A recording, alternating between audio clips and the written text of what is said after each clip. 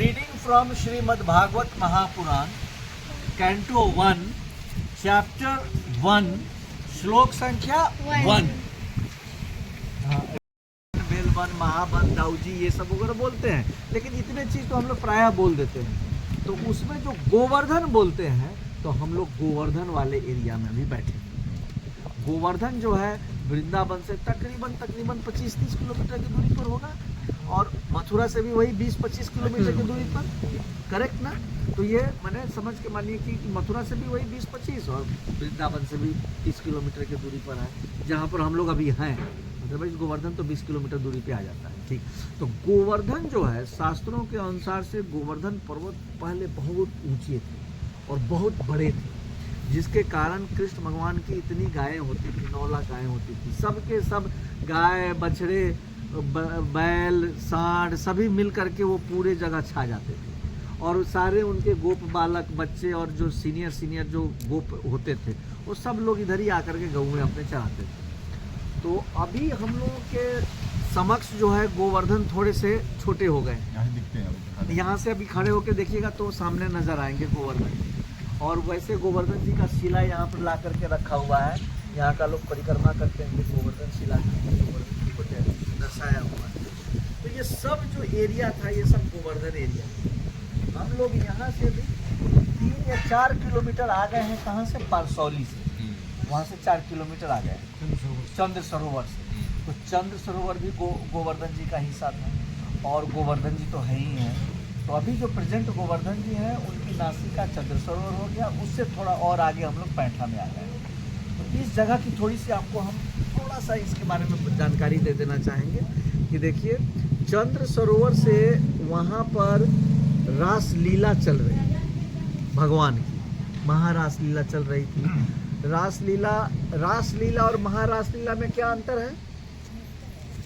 रास लीला आप लोग सब समझते हैं क्या मतलब हुआ?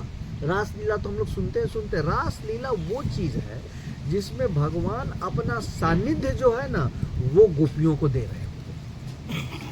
भगवान इतने सुंदर हैं, इतने आकर्षक हैं, हर व्यक्ति चाहता है उनके साथ होना, उनको स्पर्श करना, उनके नज़र से नज़र मिलना। माने वो मिल जाए तो वो आत्मा अपने आप को सौभाग्य समझ जाती है कि ओह, कृष्ण भगवान ने मेरे को देख लिया, बस। और अगर यदि साथ में हो गए तब क्या कहना, और अगर उन्होंने हाथ पकड़ लिया तब तो बस उसी में तृप्त हो जाते थे, परमानंद हो जाते थे।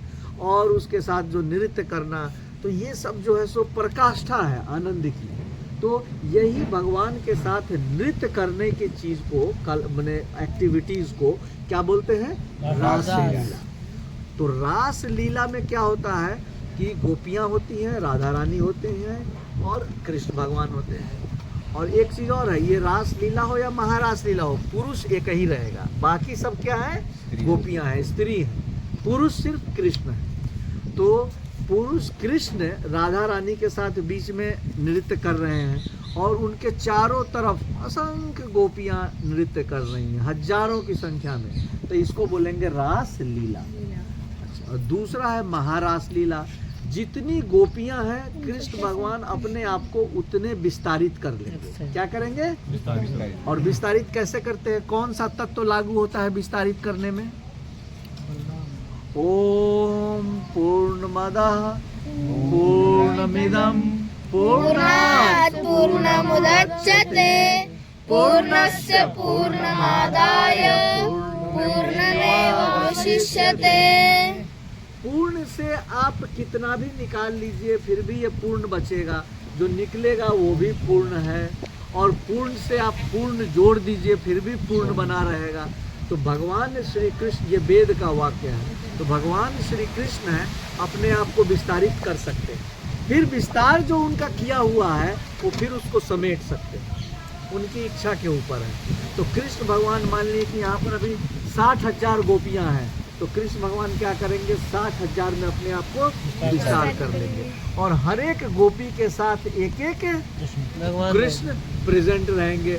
अब उस गोपी को लगेगा क्या कि कृष्ण भगवान तो सिर्फ मेरे ही साथ नृत्य कर रहे हैं, और इतनी आनंद की अनुभूति करेगी वो गोपी, उसको लगेगा कि अब इससे ज़्यादा अब कुछ अब हमको और नहीं चाहिए। ये पराकाष्ठा है आनंद की। तो कृष्ण भगवान का साक्षात परम परमेश्वर, जो मतलब पूरे ब्रह्मांड, असंख्य ब्रह्मांडों का स्वामी, वो उनके साथ नृत्य कर रहा है, हमारे शरीर को स्पर्श कर रहे हैं, वो प्रकाष्ठा होती थी। तो महारास लीला में जितनी गोपियां उतने कृष्ण, और रास लीला में कृष्ण सिर्फ एक राधा रानी के साथ नृत्य करती थी और बाकी सब गोपियां चारों तरफ नृत्य करती होती थी। तो चंद्र, एक समय की बात है, चंद्र सरोवर के पास में वहां पर रास लीला चल रहा था। तो रास लीला समझ गए, मतलब अब एक ही कृष्ण है राधा रानी के साथ, और सारी गोपियां मग्न होकर के वो भी नृत्य कर रही हैं कृष्ण के साथ में। चुपके से कृष्ण भगवान क्या किए, वो चंद्र सरोवर से राधा रानी जी को लिए और चल दिए, रास लीला से बाहर हो गए, और गोपियां अपना नृत्य कर रही हैं, वो नृत्य में मग्न थी। जब थोड़ी देर हुआ तो गोपियां देख रही, कह रही ये कहाँ गए, कृष्ण और राधा नहीं है। तो उनको अब जब नहीं है तो व्यग्रता हो जाती है कि जिस चीज को आप इतना चाह रहे थे और उसके साथ आप इतने मग्न थे, जब वो चीज एब्सेंट हो जाता है तो व्यग्रता और बढ़ जाती है। ठीक, वो व्याकुल होकर के ढूंढने लगे कृष्ण को और राधा रानी को, और इस तरफ को आने लग गए, और साथ साथ कृष्ण और राधा इस रोड पे आ गए।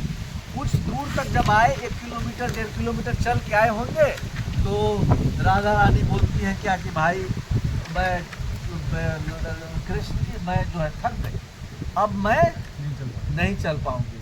तो कृष्ण बोले तो फिर ऐसा करो, मेरे कंधे पे बैठ जाओ, मैं ले चलता हूँ, तो कंधे पे बैठा करके। तो राधा रानी कहा ठीक है चलो, तो थोड़ा सा कंधे पे बैठाने के लिए क्या करना पड़ेगा, झुकना पड़ेगा, झुको थोड़ा सा। तो कृष्ण भगवान ऐसे झुके, और राधा रानी अपना जैसे बैठने को तैयार हुई ऊपर बैठने के लिए, तो कृष्ण भगवान क्या हुए, गायब। अंतर ध्यान, राधा रानी जी अब अपना वो ढूंढ रही है कि कहाँ गया ये कन्हैया, कहाँ गए। और राधा रानी तो फिर ऑलरेडी थक चुकी थी वो तो पहले से ही, और ऊपर से अब कृष्ण भगवान भी गायब हो गए। उसी बीच में क्या हुआ, सारी गोपियां ढूंढते ढूंढते कृष्ण और राधा रानी जी को वहां तक पहुंच गई, और राधा रानी जी वहां मिल गए। बोले अरे राधा रानी जी आप इधर है, और कृष्ण भगवान कहाँ है। बोलते हैं उनको तो मैं भी ढूंढ रही हूँ, देखो ना ऐसे ऐसे हो गया, मेरे को छलिया छल करके और अंतर ध्यान हो गया है। तो वो लोग ढूंढते ढूंढते ढूंढते फिर यहाँ तक आए, और अब देखिए कृष्ण भगवान क्या कर रहे हैं। कृष्ण भगवान वहाँ से चल दिए और चल करके अंतर ध्यान होकर के यहाँ गोप बालकों के साथ अपनी लीलाएं करने लगे, और गोप बालकों को बताने लगे क्या कि देखो भाई, मैं तो नारायण, मैं चतुर्भुज। गोप बालकों ने बोला नारायण का तो लेकिन चतुर्भुज रूप है, और तुम तो ये द्विभुज रूप में हो। बोले नहीं, मैं चतुर्भुज रूप कर सकता हूँ। अच्छा कर सकते हो तो दिखाओ जरा सा। तो उन्होंने चतुर्भुज रूप दिखाया, एक हाथ में गदा, एक हाथ में शंख, और 2 हाथ को ऐसे नीचे के उन्होंने दिखाया।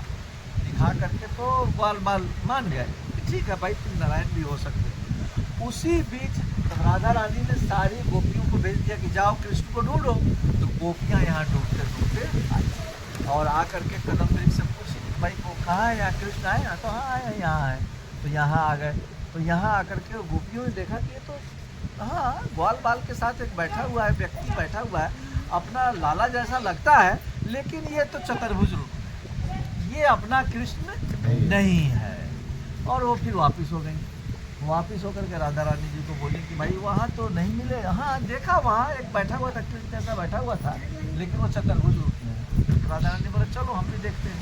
तो राधा रानी जी वहाँ से वो भी होकर के और यहाँ पर आ गई। यहाँ पर जैसे राधा रानी जी आई, कृष्ण भगवान चतुर्भुज रूप अपना दिखा रहे होते हैं, तो राधा रानी जी को देख करके कृष्ण भगवान अपना चतुर्भुज रूप रख ही नहीं पाए।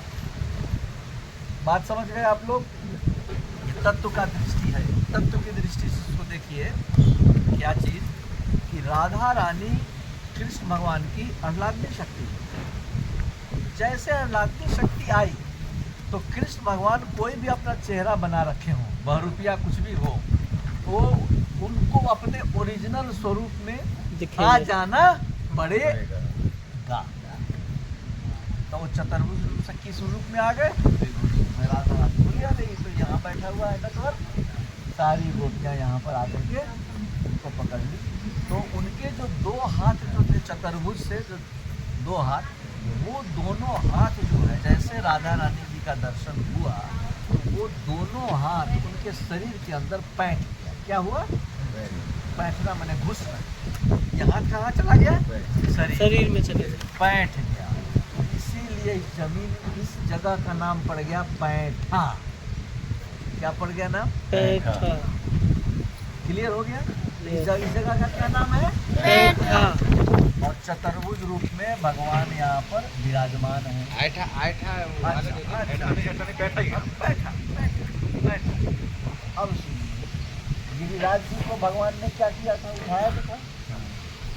तो गोपाल को तो बोला, यार लाला तू तो बोल तो रहा है गोवर्धन को उठा लेगा, लेकिन गोवर्धन तो बहुत बड़ा है, वो तो उठाने में तो नहीं बनेगा।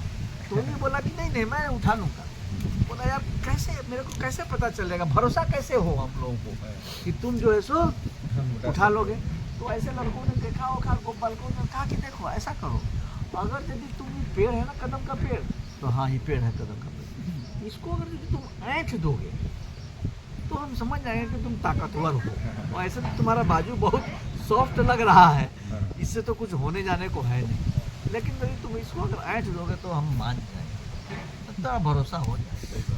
तो कृष्ण भगवान ने कहा अच्छा कौन सा पेड़? तो ये कदम का पेड़। तो ये कदम का पेड़ यहाँ से कुछ दूरी पर 100 मीटर की दूरी पर था। इस जो नारायण सरोवर आप देखते हो ना, तो उसके दूसरे किनारे में वहाँ एक और मंदिर आप नजर आएगा, राधा रानी का जिसका मंदिर है, तो वहीं पर वो पेड़ है। तो कृष्ण भगवान ने बोला ठीक है मैं इसको ऐंठ के दिखाता हूँ तुमको। तो कृष्ण भगवान ने लिया और कदम के पेड़ को ऐसे गमछे की तरह निचोड़ दिया।